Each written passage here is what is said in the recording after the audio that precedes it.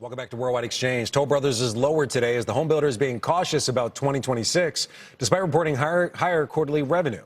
Toll CEO says they're deciding how many projects to start based on demand in individual communities because the market is currently so choppy. Just last week, Hovnanian said high mortgage rates and concerns about tariffs are discouraging people from buying homes. Let's talk more about the state of housing with Bess Freedman, CEO of Brown Harris Stevens, one of the largest privately owned real estate firms with offices across the New York tri-state area and in South Florida. Good morning. It's always good to see you. Great to see you. How are you doing? All right. Here's the question the audience wants to know this morning. I'm looking at mortgage rates for the 30-year, 6.36. Does a Fed rate cut, does it finally bring the rates lower? Because we've seen cuts and the rates have actually moved higher. You know, I think people are expecting this cut. This will be the third one this year, and I don't think it's going to make a dramatic difference. Could it eventually help a little bit, but it's not going to be anything substantial. So I don't think it's anything to get excited about. I do think people are starting to respect and understand that, you know, the 30-year is going to hover around 6 or a little bit more, 6%, 6.5%. And I don't think that's going to change. I think that's what the new normal is.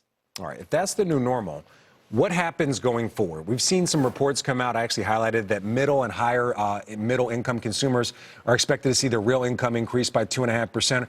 Are people just going to be willing to pay up, or do you see them going to alternative products outside the standard 30-year, like an ARM or some other way to try to get into a house a bit cheaper?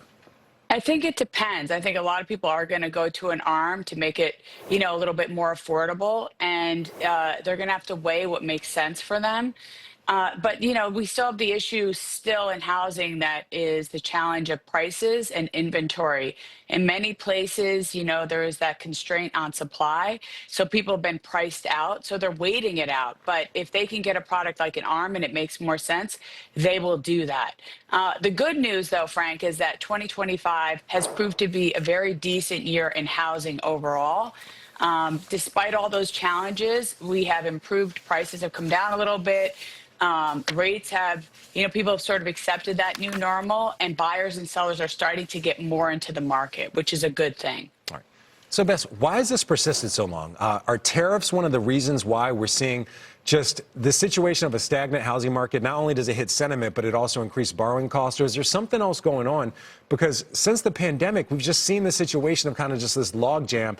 People with low mortgages, they don't want to sell because they have to buy a house with a much higher mortgage, and people also being priced out. It just seems like the markets are going this way. It's not actually converging and improving. Yeah, I mean, we haven't seen that intersection of supply and demand, which shows a healthy housing market. And I think it's a lot of those things. I think the consumer is a bit conflicted and uncertain and stressed and priced out, and affordability remains an issue. So it's various factors, including tariffs. It's so many different things, and I think people have been waiting to see what will happen before they decide to invest in something that's typically their biggest investment of their life. And so, you know, hopefully consumer sentiment will improve and people will feel a sense of security and want to invest in buying a home. All right. What about rents? How's that playing a factor in the rental market? Generally, when rents are high, it kind of pushes people into housing because they start thinking, hey, what I'm paying for rent, I could just pay for a mortgage. What are we seeing with that, especially when it comes to big urban markets? Yeah, I mean, that challenge has been that the rental market has been sky high because of the fact that people are waiting to buy because of rates, because of prices, because of inventory. So that's pushed the rental prices way up.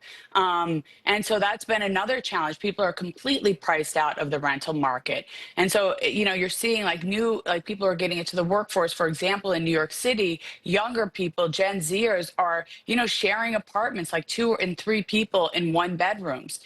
To make it make sense. And so I think those are some other challenges that we face in places like New York City.